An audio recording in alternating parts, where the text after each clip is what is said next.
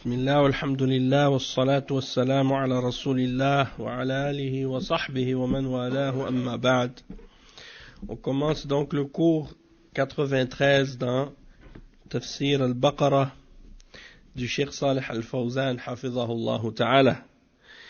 Et on est arrivé à l'explication du verset 188 dans Tafsir al-Baqarah. Et donc qu'est-ce qu'on va faire?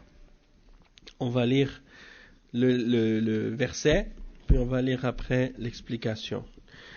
Allah subhanahu wa ta'ala dit dans ce verset وَلَا تَأْكُلُوا أَمْوَالَكُمْ بَيْنَكُمْ بِالْبَاطِلِ وَتُدْلُوا بِهَا إِلَى الْحُكَّامِ لِتَأْكُلُوا فَرِيقًا مِنْ أَمْوَالِ النَّاسِ بِالْإِثْمِ وَأَنْتُمْ تَعْلَمُونَ. Donc la traduction maintenant de ce verset 188, c'est la signification, c'est la suivante: et ne dévorez pas mutuellement et illicitement vos biens, les uns les autres. Mutuellement, ça veut dire les uns les autres. Et ne vous en servez pas pour corrompre des juges, pour vous permettre de dévorer une partie des biens des gens, injustement et sciemment. Donc on va voir qu'est-ce que ça veut, tous les détails qui sont reliés à ce verset-là. Il y a beaucoup de choses. Dans les explications des ulama, il y a beaucoup de choses.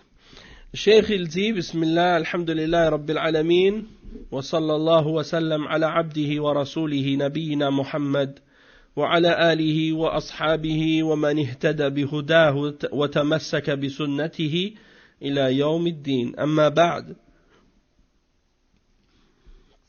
قال بعض العلماء المناسبة لهذه الآية مع ما قبلها من آيات الصيام أنه كما يجب على المسلم ترك المباحات في الصيام فإنه يجب عليه أن يصوم عن المحرمات دائما وأبدا لأن الصيام ينبه الإنسان إلى ترك ما حرم الله عليه ويوقظه إلى أن يترك الحرام في كل وقت.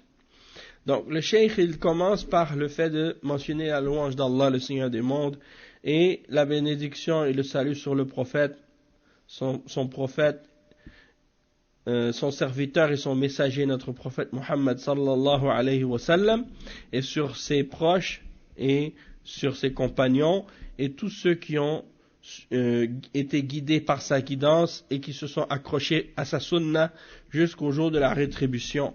Ensuite, il dit que certains parmi les ulama ont mentionné que le contexte ou la raison de la révélation de ce verset-là, après avoir mentionné les versets sur le jeûne, parce que tous les versets qui précèdent, c'est les versets sur le jeûne depuis 184 jusqu'à ce verset-là. Donc c'était des versets qui parlaient du ramadan et des règles du jeûne et ainsi de suite. Et donc là maintenant, Allah subhanahu wa ta'ala maintenant il parle de ça dans ce verset, et le cheikh il dit que c'est pour rappeler aux musulmans qu'il est obligatoire de délaisser et d'abandonner tout ce qui est haram dans le jeûne. Et comme c'est interdit de faire ce qui est haram dans le jeûne, il est également interdit de le faire en dehors du jeûne aussi. Donc, on doit s'abstenir de ce qui est interdit en tout temps, peu importe que ce soit pendant le jeûne ou en dehors du jeûne. Parce que le jeûne, il va indiquer et faire rappeler à l'homme et porter attention sur le fait que d'abandonner ce qui est haram, ce que Allah a interdit, est une obligation, et le réveiller, ça va le réveiller pour le faire prendre conscience qu'il doit laisser ce qui est haram en tout temps. Il dit ensuite ولا تأكلوا أموالكم يعني أموال بعضكم فأموال إخوانك أموال لك لأن المسلمين كالجسد الواحد وكالبنيان يشد بعضه بعضا فمال أخيك المسلم مال لك كما أن نفس أخيك كما أن نفس أخيك المسلم نفس لك ولا تقتلوا أنفسكم أي لا تقتلوا بعضكم بعضا لأن المسلمين كنفس واحدة. Donc le cheikh il explique ici, Allah subhanahu wa ta'ala dit, ne volez pas ou ne consommez pas ou ne mangez pas vos biens, ne consommez pas vos biens. Ici le cheikh il explique que c'est-à-dire les biens des uns des autres, hein, les biens des uns des autres. Il dit parce que les biens de tes frères sont comme tes biens à toi. Hein, c'est comme si les biens de ton frère, c'est comme si c'était à toi, donc tu ne dois pas les consommer injustement. Et il dit parce que les musulmans sont comme un seul corps et comme une construction qui se renforce elle-même. Wa alaykum salam wa rahmatullah. Hein, les différentes parties, les différentes briques d'un mur, elles se retiennent les unes les autres et elles se raffermissent les unes les autres. Donc les biens de ton frère sont comme un bien qui était à toi aussi. Et donc, dans ce cas-là, tu ne dois pas le consommer de manière injuste. Et il dit que la même manière que l'âme de ton frère, c'est comme une âme, c'est comme la tienne. Hein? Comme Allah subhanahu wa ta'ala dit dans le verset 29 dans Surat An-Nisa, وَلَا تَقْتُلُوا أَنفُسَكُمْ ne vous tuez pas vous-même. Hein? Et ça veut dire ne vous tuez pas les uns les autres. Pourquoi? Parce que les musulmans sont comme une seule âme. Et le cheikh il dit ensuite وَلَا تَأْكُلُوا أَمْوَالَكُمْ بَيْنَكُمْ بِالْبَاطِلِ الباطل غير الحق فأموال المسلمين محترمة كدمائهم قال صلى الله عليه وسلم إن دماءكم وأموالكم حرام عليكم كحرمة يومكم هذا في شهركم هذا في بلدكم هذا كحرمة يومكم هذا يعني يوم عرفة وشهر هذا يعني ذي الحجة وبلدكم هذا أي في مكة. Donc le cheikh il dit et ne mangez pas vos biens les uns les autres, ne consommez pas injustement vos biens. Yani ne consommez pas vos biens les uns les autres bil batil. Et le cheikh il dit bil batil, ça veut dire le contraire de la justice, le contraire de qu'est-ce qui est la vérité. Ça veut dire de manière injuste. De manière injuste, ne consommez pas les biens les uns des autres de manière injuste. Il dit les biens des musulmans sont respectés, hein, doivent être respectés comme leur sang, comme leur vie. Et il mentionne le hadith du prophète sallallahu alayhi wa sallam dans lequel il dit, et ça c'est rapporté par Al-Bukhari et Muslim, selon Abi Bakra, il dit, vos sangs, vos biens sont sacrés pour vous de la même manière que est sacré pour vous ce jour-ci, et ce mois-ci, et ce pays-ci, ou cette terre-ci. Et quand il dit ce jour-ci, c'est-à-dire le jour de Arafah. Donc le musulman, il est sacré, comme le jour de Arafah est sacré. Et ce mois-ci, Dhul Hijjah, il est sacré. C'est un des Al-Ashhur al-Hurum, un des 4 mois sacrés. Donc il est sacré, Dhul Hijjah. Et vous aussi, vous êtes sacré autant que ce mois-là. Wa fi baladikum hadha, Makkah. La ville de Makkah, elle est sacrée. Donc, vos sangs, hein, votre vie, ça veut dire, vos biens, hein, et votre honneur, tout ça c'est sacré pour vous. De la même manière que le jour de Arafah, le mois de Dhul Hijjah et la terre de la Mecque est sacrée. Hein? Donc, ça veut dire, le musulman, il doit respecter tout ce qui appartient à son frère musulman. Il dit فَحُرْمَةُ مَالِ الْمُسْلِمِ كَحُرْمَةِ دَمِهِ فكما لا يجوز لك أن تقتله بغير حق لا يجوز لك أن تأخذ ماله بغير حق قال صلى الله عليه وسلم ولا يحل مال امرئ مسلم إلا بطيب نفس منه. Le cheikh il dit de la même manière que le musulman, son sang est sacré pour un autre musulman, il n'est pas permis non plus de le tuer parce que son sang est sacré, il ne doit pas prendre sa vie injustement. Et de la même manière, ses biens sont sacrés comme son sang. Et donc il ne peut pas prendre ses biens injustement. Et il mentionne donc que le prophète sallallahu alayhi wa sallam a dit il n'est pas permis de prendre les biens d'un musulman excepté s'il le donne de son plein gré. Excepté ce qu'il donne de son plein gré et de sa bonne volonté. Qu'est-ce qu'il veut donner, tu peux le prendre. Mais sinon, tu peux pas prendre s'il te l'a pas donné. Et c'est rapporté par Ahmad al-Bayhaqi dans Sunan al-Kubra, selon Abu Harra al-Raqashi.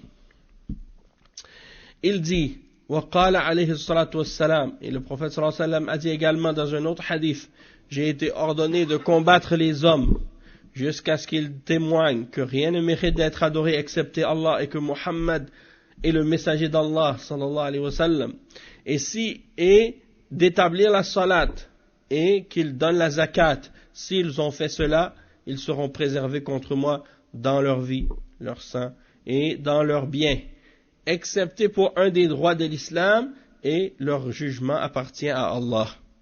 Leur jugement incombe à Allah subhanahu wa ta'ala, rapporté par Al-Bukhari et Muslim selon Omar ibn al-Khattab radiyallahu anhu. Donc, le cheikh il dit, فَالْأَمْوَالْ شَأْنُهَا عَظِيمٌ لِأَنَّهَا بِهَا مَنَافِعَ لِلنَّاسِ وَاللَّهُ خَلَقَ هَذِهِ الْأَمْوَالِ لِمَنَافِعِ النَّاسِ. قال تعالى ولا تؤتوا السفهاء أموالكم التي جعل الله لكم قياما فالناس لا يتوصلون إلى مصالحهم وحوائجهم إلا بالأموال فهذه الأموال من نعم الله سبحانه وتعالى. Donc le cheikh il dit que tes biens, les biens, c'est quelque chose de très important. Les biens, c'est quelque chose de très important en islam. Et il y a dans ça un grand bienfait. Dans les biens que Allah subhanahu wa ta'ala nous a donnés, il y a un grand bienfait pour les gens. Et Allah subhanahu wa ta'ala, il a créé ces biens-là et ces richesses-là pour profiter aux hommes, pour que les hommes puissent en profiter. Et il mentionne le verset 5 dans Surat An-Nisa, dans lequel Allah subhanahu wa ta'ala, il mentionne, il dit وَلَا تُؤْتُوا السُّفَهَاءَ أَمْوَالَكُمْ. C'est-à-dire, ne donnez pas vos biens aux faibles d'esprit. Donc il dit, c'est dans Surat Al-Nisa, moi je regardais dans Surat Al-Ma'ida. Donc dans Surat Al-Nisa, le verset qui dit, et ne confiez pas aux faibles d'esprit, aux sufaha, vos biens dont Allah a fait votre subsistance. Les faibles d'esprit, c'est-à-dire ceux qui ne peuvent pas gérer l'argent, qui ne savent pas comment bien gérer l'argent, qui sont trop petits, parce qu'ils sont des enfants par exemple. Les enfants, ils réfléchissent pas encore bien. Donc si tu... Non, c'est pas les gens qui ont les problèmes mentaux, parce que les gens qui ont les problèmes mentaux, ils peuvent pas, eux aussi, ils peuvent pas savoir comment utiliser leur argent. Donc c'est ceux que ça rentre là-dedans, mais ici en particulier, c'est ceux qui ont leur raison, mais qui ne sont pas encore capables de l'utiliser comme il faut, comme les enfants par exemple. Tandis que les gens qui ont une maladie, même des fois ils sont à l'âge de raison, mais ils n'ont pas de raison parce que justement ils ont un problème mental. Donc ici, les ulama, ils ont mentionné les enfants dans l'explication de ce verset. Et ne leur donnez pas vos biens. Ne leur donnez pas vos biens. Pourquoi? Parce qu'ils vont le gaspiller. Ils vont pas savoir comment l'utiliser comme il faut. Et même si quelqu'un, par exemple, il est de l'âge où il est capable de raisonner, de réfléchir, mais il réfléchit pas justement comme il faut, il gaspille l'argent, il dilapide l'argent, tu lui donnes pas de l'argent dans ce cas-là, parce que il n'a pas encore appris comment utiliser l'argent comme il faut. C'est ça. Il dit, et ne confiez pas vos biens à ces gens-là dont Allah a fait votre subsistance. Donc ces biens-là, Allah, il en a fait votre subsistance. Naam. Et le cheikh, il dit donc les gens, ils ne peuvent pas arriver à leurs biens et qu'est-ce qui est bon pour eux et utile pour eux, excepté par l'argent. Donc l'argent fait partie des grâces d'Allah subhanahu wa ta'ala. Il dit ensuite ولا تأكلوا أموالكم بينكم بالباطل الباطل غير الحق فلا يجوز لأحد أن يتعدى على مال مسلم ويأخذه بغير حق سواء بالنهب والظلم أو السرقة أو الغش أو الخيانة أو الخديعة وبأي وجه من الوجوه ولا يأخذ مال أخيه بطريقة غير شرعية فإن أخذه فإنه ظلم أو ظالم فإنه ظالم ولهذا شرع الله الدفاع عن الأموال كما شرع الدفاع عن الأنفس كما ورد أن رسول الله صلى الله عليه وسلم سأله سائل إن عدا علي عاد فأمره أن ينهاه 3 مرات قال فإن أبى قال فأمره بقتاله قال وكيف بنا قال إن قتلك فأنت في الجنة وإن قتلته فهو في النار. Donc le cheikh il explique, il dit quand Allah subhanahu wa ta'ala dit ne consommez pas vos biens les uns les autres de manière injuste et dans le faux. Le faux c'est qu'est-ce qui est le contraire de la vérité, c'est le contraire de la justice, c'est qu'est-ce qui est injuste. Et donc il n'est pas permis à quiconque de transgresser contre les biens d'un musulman et de prendre ses biens injustement, que ce soit par le fait de lui usurper ou par injustice ou par le fait de lui voler ou par le fait d'utiliser la tricherie ou la trahison ou les ruses ou des choses de ce genre. Peu importe la manière par laquelle tu lui enlèves ou tu lui retires son argent, si c'est un moyen ou une voie qui n'est pas légiférée par l'islam, alors dans ce cas-là, celui qui lui a pris son bien, il a été injuste. Et il dit que c'est pour cette raison que Allah subhanahu wa ta'ala, il a ordonné, il a légiféré aux musulmans de défendre ses biens. Et il a légiféré de défendre ses biens comme il a légiféré de défendre sa vie. Tu as le droit de défendre tes biens, comme tu as le droit de défendre ta vie. Si quelqu'un veut essayer de te l'enlever ou de transgresser contre toi. Et il a rapporté le hadith qui est rapporté selon l'imam Ahmad, par l'imam Ahmad selon Quhayd ibn Mutarrif al-Ghifari, radiyallahu anhu. Il dit que on a dit que le prophète sallallahu alayhi wa sallam, quelqu'un lui a posé la question: si quelqu'un transgresse contre moi, qu'est-ce que je fais? Quelqu'un il vient pour prendre tes biens. Qu'est-ce que tu fais? Tu lui ordonnes de cesser 3 fois. Tu lui ordonnes de cesser 3 fois. Il dit, s'il refuse, qu'est-ce que je fais? Il dit, dans ce cas-là, tu lui ordonnes par le fait de combattre, tu le combats. Tu combats par la suite. S'il refuse de s'abstenir, tu le combats. Il dit, et après, qu'est-ce qui arrive? Qu'est-ce qui arrive avec nous dans ce cas-là par la suite? Il dit, s'il te tue, tu seras au paradis. Et si toi tu le tues, il sera en enfer. Donc ça c'est par rapport à celui qui se fait tuer en défendant ses biens. S'il meurt, si la personne le tue, il sera au paradis. Et si lui, il tue l'autre, l'agresseur, l'agresseur sera en enfer. Il dit, فَكَمَا يُدَافِعُ الْإِنسَانُ عَنْ نَفْسِهِ وَعَنْ دَمِهِ يُدَافِعُ أَيْضًا عَنْ مَالِهِ وَإِذَا قُتِلَ فَهُوَ شَهِيدٌ مما يدل على حرمة أموال المسلمين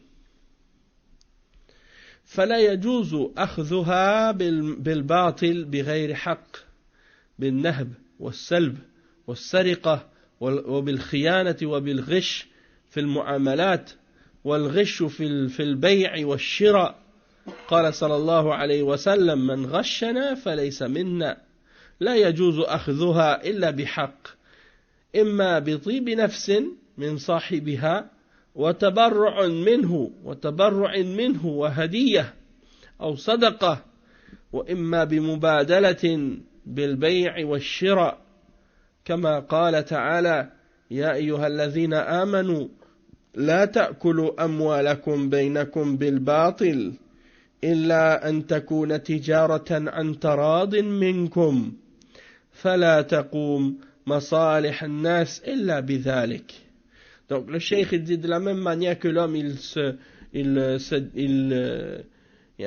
défend sa vie, il défend son sang, et bien il défend aussi ses biens. Il défend aussi ce qu'il possède comme richesse ou comme bien, comme argent.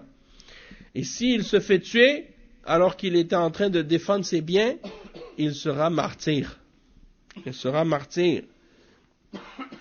Et ça, c'est ce qui indique à quel point dans l'islam, les biens des musulmans sont sacrés. Et qu'on n'a pas le droit de porter atteinte aux biens d'un autre musulman. Et il n'est pas permis de le prendre injustement, sans qu'on y ait droit. Ni par le vol, ni par l'usurpation, ni par le fait de lui enlever, ou par la trahison, ou par la tricherie dans les transactions. Qu'est-ce qu'on appelle en arabe al-rish. Al-rish, c'est de tricher les gens, de leur vendre des choses qui ne marchent pas, ou qui ne sont pas en bon état, ou qui sont pas de la marchandise de la qualité. Donc toi, par exemple, tu vas acheter un produit, on te dit oui, ça c'est un bon produit, c'est quelque chose de bien. Et quand tu rentres chez toi, tu réalises que tout ce qui était au-dessus, c'était beau, mais en dessous, c'est tout pourri et c'est mauvais. Donc ça, c'est du riche. Ça, c'est de consommer et de prendre les biens des gens de manière injuste. Le prophète sallallahu alayhi wa sallam, il dit dans le hadith rapporté par Muslim, selon Abu Huraira, quiconque triche contre nous, il n'est pas de nous. Quiconque triche contre nous, il n'est pas de nous. Il y a des gens comme ça, ils vendent un panier de fruits, au-dessus ils mettent que les beaux fruits. Mais tout ce qui est en dessous, c'est des fruits qui sont pourris, qui sont plus bons. Ça c'est un exemple. Ou bien ça peut être la même chose avec du tissu ou avec n'importe quelle autre marchandise. Ou bien ça peut être avec une voiture, ou ça peut être... quelqu'un te dit, ouais, je te vends cette voiture, elle est toute bien. Et puis quand tu l'amènes au garage, tu la fais vérifier, tu vois que il y a plein de problèmes cachés. Puis lui, il te le disait pas, alors qu'il le savait. Il dit le cheikh qu'il n'est pas permis donc de prendre les biens de manière injuste. Donc soit que la personne, elle le donne de son plein gré, et de bonne volonté, elle le donne à la personne, ou elle le donne en charité, elle fait un don, ou bien elle donne en cadeau, ou bien elle donne en aumône, en charité, sadaqa, ou bien par échange ou commerce ou troc. C'est comme ça que les musulmans échangent leurs biens, ou vendent, ou achètent, ou ils donnent, ou ils font preuve de générosité et ils donnent, mais tant que ça reste dans qu'est-ce qui est licite. Et Allah subhanahu wa ta'ala dit à ce sujet, Ya ayyuhalladhina amanu la ta'kulu amwalakum baynakum bil batili illa an takuna tijaratan an taradin minkum fala taqumu masalihun nas illa bidhalik. Donc ça c'est le verset 29 dans Sourate An-Nisa, et ce verset-là il revient tout le temps dans les livres de fiqh lorsque tu étudies Kitab al-Buyu', l'introduction, le début du chapitre sur le commerce islamique, comment faire le commerce en islam et les règles du commerce en islam, on sait tout le temps ce verset-là. Ô les croyants, que les uns d'entre vous ne mangent pas les biens des autres illégalement, mais qu'il y ait un commerce légal entre vous par consentement mutuel. Et ne vous tuez pas vous-même, Allah en vérité est miséricordieux envers vous. Donc, ça c'est le verset qui gère, qui régit les interactions commerciales entre les musulmans. Donc, c'est par consentement mutuel qu'il doit y avoir des échanges de biens dans l'islam, et c'est comme ça que le bien des gens est établi entre eux. إلا أن تكون تجارة يعني بيع وشراء عن تراض منكم لا بد أن تكون تجارة أو أن تكون التجارة عن تراض والبيع يكون عن تراض ولذلك لا يصح بيع المكره بغير حق وكذلك من أكل المال بالباطل أو من أكل المال بالباطل المعاملات المحرمة كالمعاملات الربوية. فالمعاملات الربوية من أكل أموال الناس، من أكل أموال بالباطل أو من أكل الأموال بالباطل، بل أشد من أكل المال بالباطل، لأن الله توعد على الربا بوعيد شديد كما هو معلوم في آخر سورة البقرة، كما في ومن ذلك قوله تعالى: يا أيها الذين آمنوا اتقوا الله وذروا ما بقي من الربا إن كنتم مؤمنين فإن لم تفعلوا فأذنوا بحرب من الله ورسوله. قال صلى الله عليه وسلم: لعن الله آكل الربا وموكله وشاهديه أو وشاهده وكاتبه. لعن من أكل الربا ومن أعطاه الربا ودفعه إليه ومن وثقه بشهادة أو كتاب، لأن هذا من التعاون على الإثم والعدوان. وكذلك من أكل المال بالباطل أخذه بالميسر والقمار، والقمار المراد به المراهنات والمغالبات، المراهنات التي يجعل فيها المال لمن غلبه، وهذا ليس الميسر المحرم والقمار، وهو قرين الخمر، وهذا هو الميسر المحرم والقمار وهو قرين الخمر.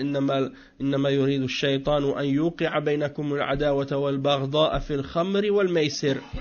الميسر هو المراهنات والمغالبات وأخذ الجوائز عليها، وهذا هو الميسر، لأنه أخذ للمال بغير عوض وبغير مقابل، وإفساد للمال وفيه ضرر وجهالة، ولا يصح من المراهنات والمسابقات إلا ما استثناه الرسول صلى الله عليه وسلم. Donc le cheikh il explique ensuite, il dit donc que la seule façon dont vous pouvez échanger vos biens, c'est avec un accord mutuel et un consentement mutuel. S'il n'y a pas de consentement mutuel, la vente ou l'échange n'est pas valable. Et il donne l'exemple de la personne qui vend quelque chose par contrainte. Celui qu'on a forcé à vendre quelque chose. Il dit, dans ce cas-là, ça c'est pas permis. Parce que la personne, elle est contrainte. Et donc, ça rentre dans l'injustice. Il dit de même que la personne qui mange les biens des autres par des transactions économiques qui sont interdites islamiquement. Comme par exemple les transactions qui sont basées sur les prêts à intérêt. Al-mu'amalat al-ribawiya. Donc il donne l'exemple ici, le cheikh il dit, il y a des gens qui font des transactions avec riba, avec intérêt, et il dit que ça fait partie de consommer les biens des gens de façon illicite et illégale, de manière injuste. Et il dit même que c'est pire que de consommer les biens des gens de manière injuste. Il dit parce que Allah, il a menacé la personne qui consomment le riba d'une menace sévère, comme on le connaît à la fin de Surat al-Baqarah. Et il cite les versets 278 à 279 dans Surat al-Baqarah, à la fin de Surat al-Baqarah. Donc on va lire ensemble les versets que le cheikh il a cités. C'est le verset qui dit ce qui signifie: ô les croyants, craignez Allah et renoncez au reste de l'intérêt si vous êtes croyants. Et si vous ne le faites pas, alors recevez l'annonce d'une guerre de la part d'Allah et de son messager. Et si vous vous repentez, vous aurez vos capitaux. Vous ne léserez personne et vous ne serez point lésés. Et le prophète sallallahu alayhi wa sallam, qui dit dans le hadith rapporté par Muslim selon Jabir radiyallahu anhu, il dit que Allah maudisse celui qui consomme le riba et celui qui le donne, celui qui prend le riba, wa mukilahu, celui qui le fait payer, wa shahidahu, et le témoin, wa katibahu, et le scribe, celui qui écrit le contrat. Il y a un autre hadith dans ce sens-là aussi. لعن الله آكل الربا وموكله وشاهديه وقالهم سواء. Que Allah maudisse celui qui mange le riba, qui consomme le riba, et celui qui le reçoit, ou qui le paye plutôt, et les deux témoins. Et il a dit, ils sont pareils, ils sont tous égaux dans le péché. Allah musta'an. Et il dit que ici le prophète sallallahu alayhi wa sallam, wa alaykum salam wa rahmatullah, ici le prophète sallallahu alayhi wa sallam, donc il a maudit celui qui consomme le riba, celui qui donne le riba et qui le remet à la personne, celui qui confirme le contrat et qui témoigne et qui l'écrit le contrat de riba. Tout ça, ça fait partie de s'entraider dans le péché, et de collaborer dans le péché. Et donc il dit, c'est ainsi que de manger les biens des gens injustement, il y a aussi dans ça le fait de jouer aux jeux de hasard. Les jeux de hasard, ça rentre aussi dans le fait de consommer les biens des gens de manière injuste. Il dit, qu'est-ce qu'on veut dire par qu'est-ce qu'on veut dire par les jeux de hasard? Il y a les jeux dans lesquels quelqu'un il parie sur quelque chose puis il emporte. S'il gagne, il gagne de l'argent à partir de ça. Mais il gagne l'argent de qui? Il gagne l'argent de ceux qui ont perdu. C'est comme les billets de loterie ici. Tout le monde vient, il donne $1, pour avoir le droit de participer au tirage. Et après, il y a combien, peut-être 10 millions de personnes, 20 millions de personnes qui achètent un billet à $1. Après, l'autre, il gagne, s'il gagne le billet, par exemple, le tirage était à 3 millions. 20 millions de personnes ont acheté un billet à $1, il y a une personne qui a gagné le 3 millions. Il prend donc son 3 millions. Le reste de l'argent, ça va à l'État. Bon, ici c'est l'État qui a les jeux de loterie. Dans d'autres pays, c'est des particuliers, c'est des individus. Mais ici, c'est l'État. Dans d'autres pays, c'est la mafia ou c'est des... Allah musta'an, na'am. Non, parce que dans ce cas-là, toi, t'as pas, tu dois rien payer pour participer, tu participes pas. Et de deux, ils te l'offrent. C'est gratuitement, sans que tu demandes même. Ils font un tirage entre les employés et une personne gagne par mois. Donc, ça, c'est pas toi qui as décidé ça. Donc, dans ce cas-là, c'est pas qu'est-ce qui est interdit. Ce serait interdit si, par exemple, il vous disait, vous devez donner, par exemple, payer une somme d'argent pour rentrer dans le tirage, et puis ainsi de suite. Ici, il dit ensuite, donc le cheikh, il explique, il dit donc que ça rentre dans les faits de manger les biens des gens injustement, et il mentionne que les jeux de hasard sont toujours, c'est relié dans le Coran à l'alcool. Quand il parle dans le Coran de Al-Maysir, c'est associé avec Al-Khamr. Il dit dans le verset 91 dans Surat Al-Ma'idah, إنما يريد الشيطان أن يوقع بينكم العداوة والبغضاء في الخمر والميسر.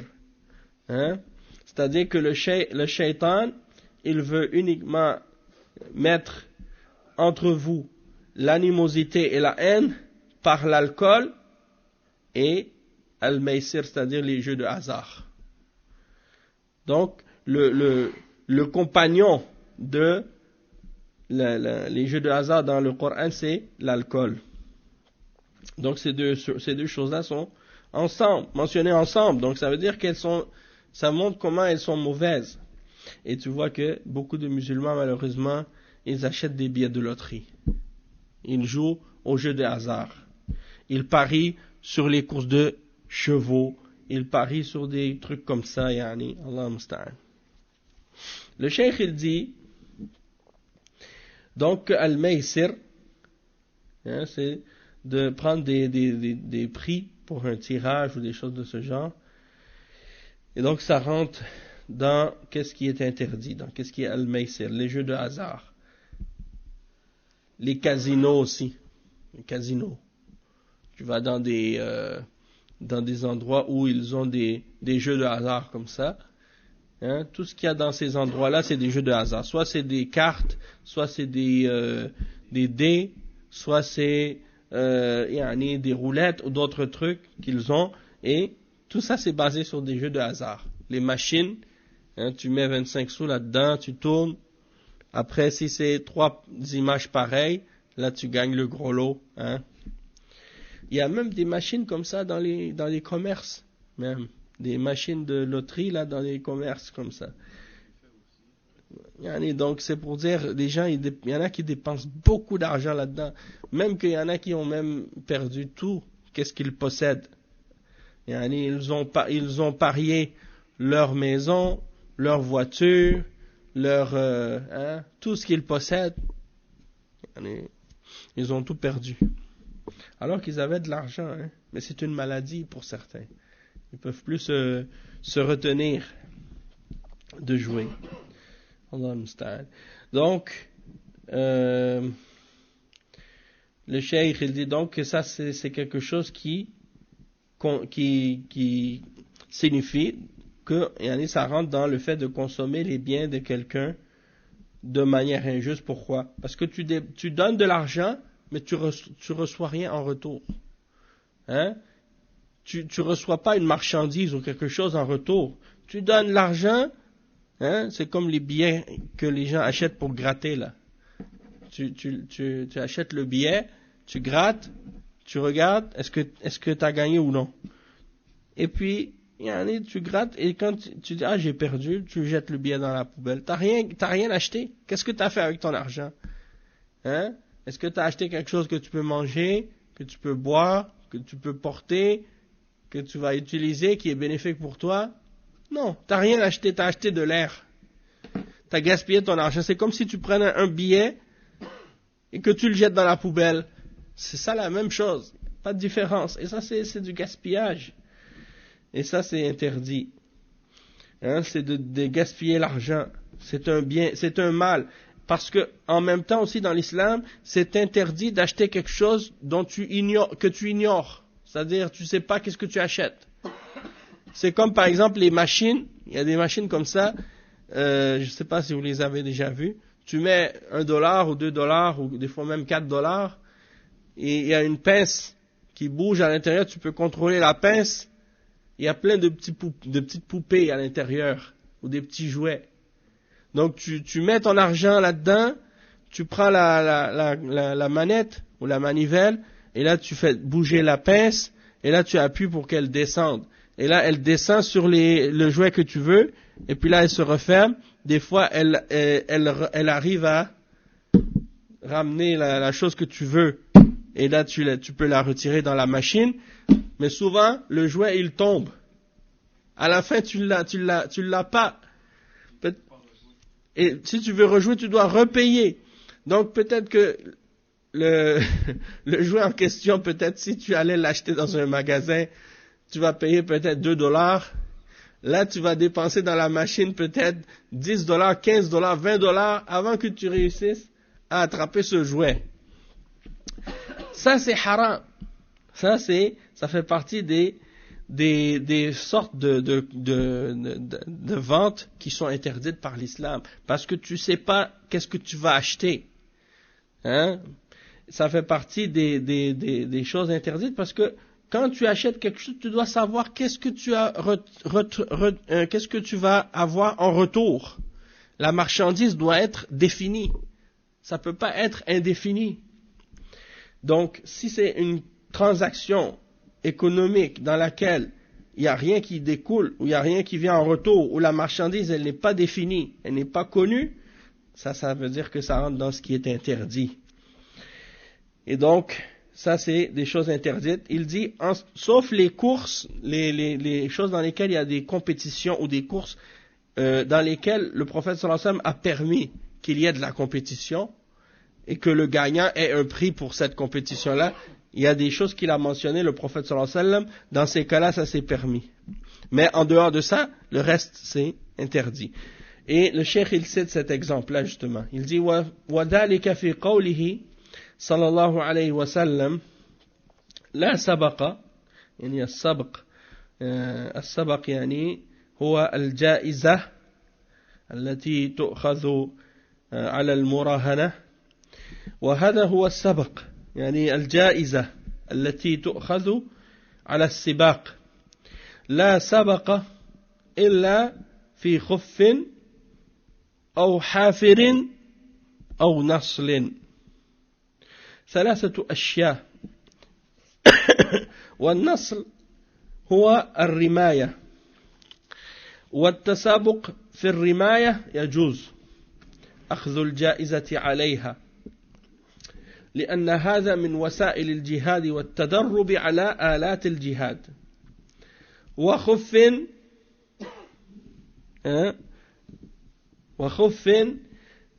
وهو المسابقة على الإبل الخف يعني هو المسابقة على الإبل لأن الإبل من دواب الجهاد ويجوز أخذ الجائزة على المسابقة على الإبل لأن ذلك من وسائل الجهاد وعليكم السلام ورحمة الله ولأن الإبل من دواب الجهاد في سبيل الله أو حافر وهو المسابقة على الخيل ويجوز أخذ الجائزة على المسابقة على الخيل فمن سبق تحل له الجائزة لأن الخيل من دواب الجهاد في سبيل الله عز وجل وأما بقية المسابقات فلا يؤخذ عليها جوائز يعني حرام وميسر والمسابقة على الأقدام مباحة يباح للإنسان أن يسابق على الأقدام لا بأس الرسول صلى الله عليه وسلم سابق على القدم ولكن لا يؤخذ عليه جائزة وكذلك المصارعة بالأبدان المصارعة بين اثنين الرسول صلى الله عليه وسلم صارع لكن لا يؤخذ جائزة على المصارعة إنما من أجل أن يعرف من هو أقوى فقط والمباريات الرياضية مباحة لكن لا يؤخذ عليها جوائز لأنها ليست من جوائز الجهاد في سبيل الله. Donc le cheikh il explique un point ici par rapport à les courses qu'on fait, les compétitions, et dans lesquelles, il y en a 3 dans lesquelles on a le droit de prendre un prix ou une récompense si on a gagné. Et il donne l'exemple, il dit que il est permis de prendre une récompense pour 3 choses. Donc il dit, le hadith, ça dit, il y a pas de prix pour les compétitions qu'on fait, excepté dans 3 cas. Il dit, fi khuffin ou hafirin ou naslin.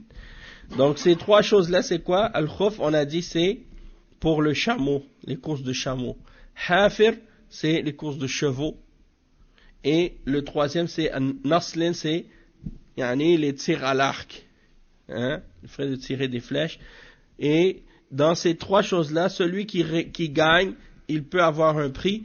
Pourquoi? Parce que dans ces 3 choses, c'est relié aux arts qui sont reliés au combat.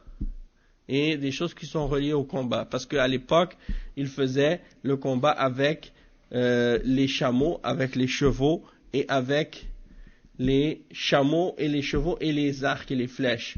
Donc, pour encourager les combattants donc à se perfectionner et à être meilleurs et à être plus forts, eh bien, le prophète sallallahu alayhi wa sallam a permis qu'il y ait des prix, et des récompenses pour les gagnants.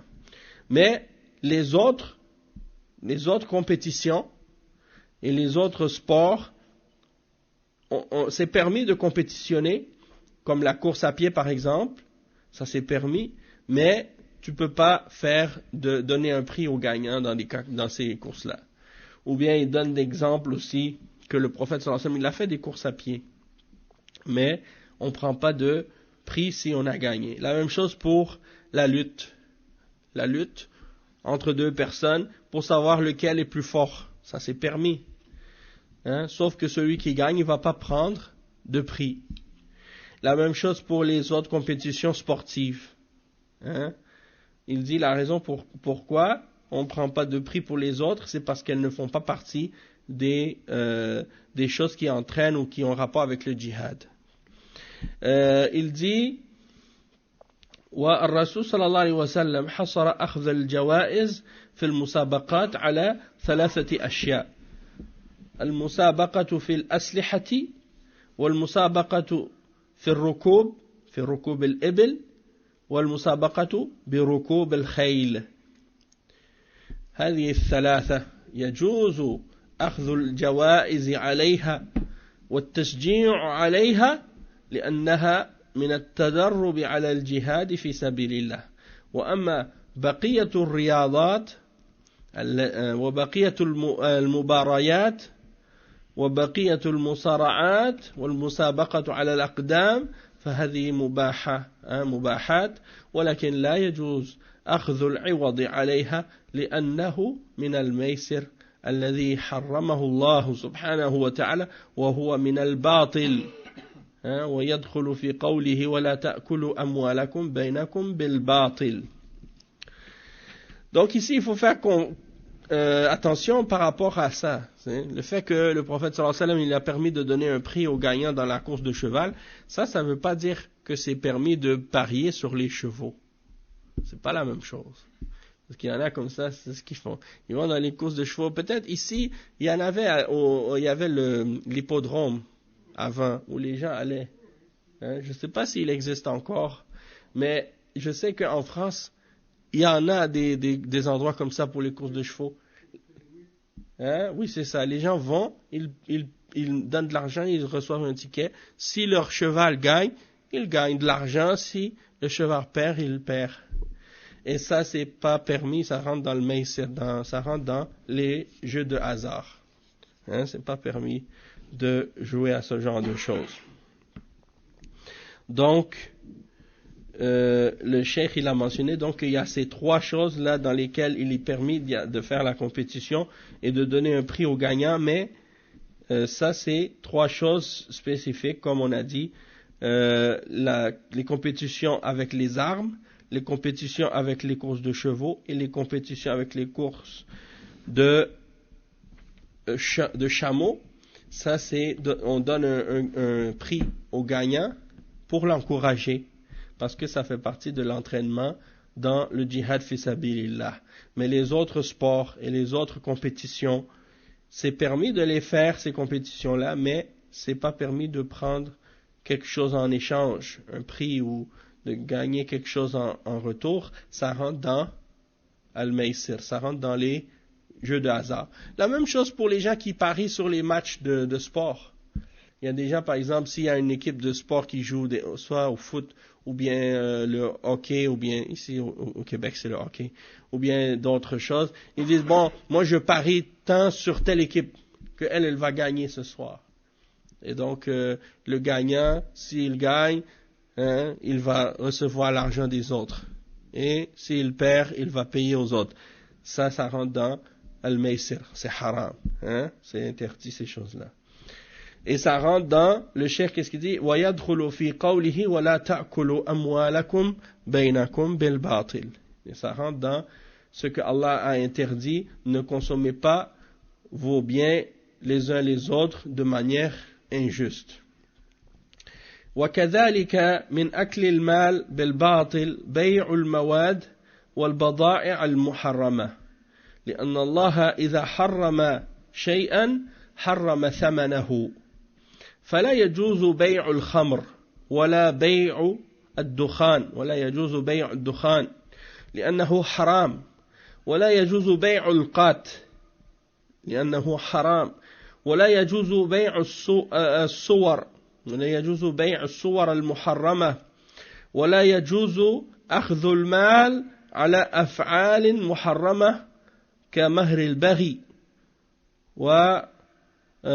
يعني حلوان الكاهن والساحر ولا يجوز هذا ولا يجوز أخذ المال في مقابل أعمال محرمة أو في مقابل أشياء محرمة والمحرمات ما هي المحرمات ما هي بأموال فلا يجوز بيع آلات اللهو والموسيقى لأنها آلات لهو محرمة يجب إتلافها فلا يجوز بيع الأشياء المحرمة ولا يجوز أكل ثمنها والواجب إتلافها قال صلى الله عليه وسلم قاتل الله اليهود لما حرم الله عليهم شموحها جملوها يعني شموح الميتة وشموح الخنزير يعني la graisse شموحها جملوها ثم باعوها فأكلوا ثمنه يعني أذابوها وجعلوها دهونا ويعني جملوها ثم باعوها وأكلوا ثمنها إن الله إذا حرم شيئا حرم ثمنه. Donc le cheikh il explique, il dit que de même que parmi les façons de manger les biens, de consommer les biens des gens injustement, il y a le fait de vendre des marchandises interdites islamiquement, des choses qui sont haram. On n'a pas le droit de les vendre. Si c'est haram, si quelque chose est haram, tu n'as pas le droit de le vendre. C'est ça la règle. Et son prix est haram. Donc le cheikh il donne des exemples, comme par exemple de vendre de l'alcool. Ça c'est haram. De vendre des cigarettes. Ça c'est haram. De vendre, qu'est-ce qu'on appelle al-qat. Al-qat c'est une feuille. Les gens, surtout au Yémen, dans ces régions-là, ils prennent cette feuille-là, ils le mettent dans leur gencive, là, entre leurs dents et leurs lèvres, et puis c'est comme une drogue, yani, ça rend les dents toutes rouges. Et les gens, ils utilisent ça, al-qat. Et la marijuana, la même chose, même si ici au Québec, maintenant, au Canada, ils vont le légiférer, ou ils vont plutôt le légaliser, ça veut pas dire que pour nous c'est licite. C'est haram, y a pas de doute. C'est haram, pas seulement de le consommer, mais de le vendre, et c'est haram aussi de le faire pousser et cultiver ou autre. Et la même chose aussi pour les images, les photos, les choses haram. Et aussi le prix de par exemple, qu'est-ce que quelqu'un donne à une femme pour faire le haram avec elle, ça c'est aussi haram. C'est-à-dire, son salaire est haram. Et également ce que tu donnes aux sorciers ou aux médiums ou aux voyants ou la personne qui prétend connaître l'avenir, qui prétend lire la main ou qui prétend connaître l'horoscope, des trucs comme ça. Ça, si l'argent qu'il reçoit, c'est haram aussi. Donc, naam. Si tu sais que tout son argent est haram seulement, il n'y a pas rien de halal dans son argent, tout son argent est haram, dans ce cas-là, non. Mais si son argent, c'est un argent qui est mélangé, hein, entre le halal et le haram, dans ce cas-là, oui. Si c'est un argent qui est mélangé, il y a de l'argent halal, il y a de l'argent haram dedans, dans ce cas-là, tu peux. Puisque c'était le cas, yani, même à l'époque du prophète sallallahu alayhi wa sallam, les juifs, ils avaient de l'argent haram et tout, mais malgré tout, les gens faisaient du commerce avec eux, et des échanges avec eux, et ils mangeaient leur viande, et ainsi de suite. Wallahu ta'ala a'lam.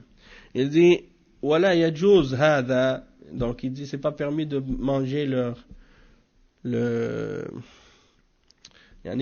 prendre le salaire, de donner de payer pour voir un voyant ou un médium.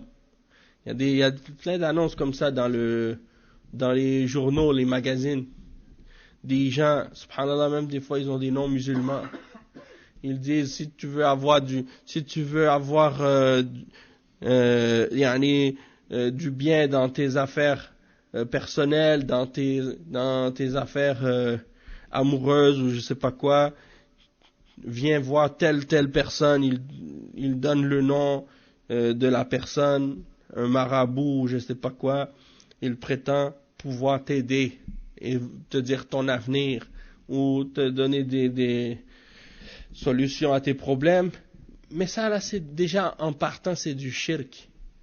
Ça détruit ta foi. Parce que quelqu'un il prétend connaître l'avenir, ça c'est kufr, ça rentre dans la mécréance. Hein? Et d'aller consulter le voyant ou le sorcier, ça rentre dans le kufr et le shirk si tu crois en qu'est-ce qu'il dit. Si tu y crois pas, le prophète sallallahu alayhi wa sallam dit ta prière pendant 40 jours, elle n'est pas acceptée. Si tu vas visiter ce genre de personnes et tu ne crois pas en qu'est-ce qu'il te dit. Et si tu y crois, ça c'est du kufr, complètement. La même chose aussi pour les instruments de musique. T'as pas le droit de payer pour des instruments de musique. T'as pas le droit de payer pour des instruments de musique. Et il dit même que les instruments de musique sont interdits et ils doivent être détruits. C'est-à-dire les autorités dans le pays musulman doivent détruire ces instruments-là, les détruire complètement. Et il n'y a pas de compensation. C'est-à-dire, si on les a détruites, il n'y a pas de compensation.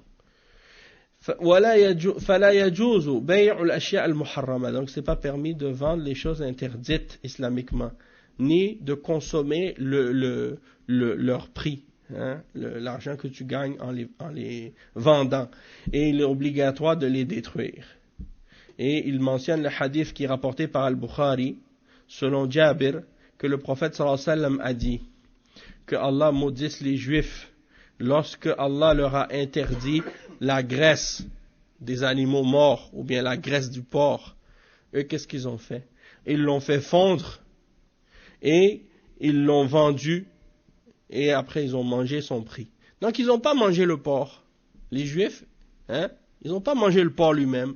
Mais ils ont pris le porc, ils l'ont fait fondre, la graisse, ils ont vendu la graisse, et le prix de la graisse, ils l'ont mangé. Donc c'est comme s'ils le mangent le porc. C'est la même chose. Donc ça, c'est les ruses. Ils veulent jouer avec Allah. C'est comme le jour du sabbat, la même chose. Ils ont vu que le poisson, il vient que le samedi. Et ça, c'est le jour de repos. Ils n'ont pas le droit de travailler ce jour-là. Donc, qu'est-ce qu'ils ont fait? Ils ont mis les filets. Et comme ça, le samedi, eux, ils ne travaillent pas, mais le filet, il attrape tous les poissons. Comme ça, il revient le dimanche, et là, ils prennent les poissons comme ça. Donc, ça, c'est une des ruses. Ils veulent jouer avec Allah, subhanahu wa ta'ala. Ils pensent qu'ils peuvent tromper Allah, subhanahu wa ta'ala. J'en ai pas vu. Les Juifs, j'en ai pas vu. J'en ai pas vu faire ça. Oui, la corne, oui. Je l'ai pas vu, je les ai jamais vus faire ça.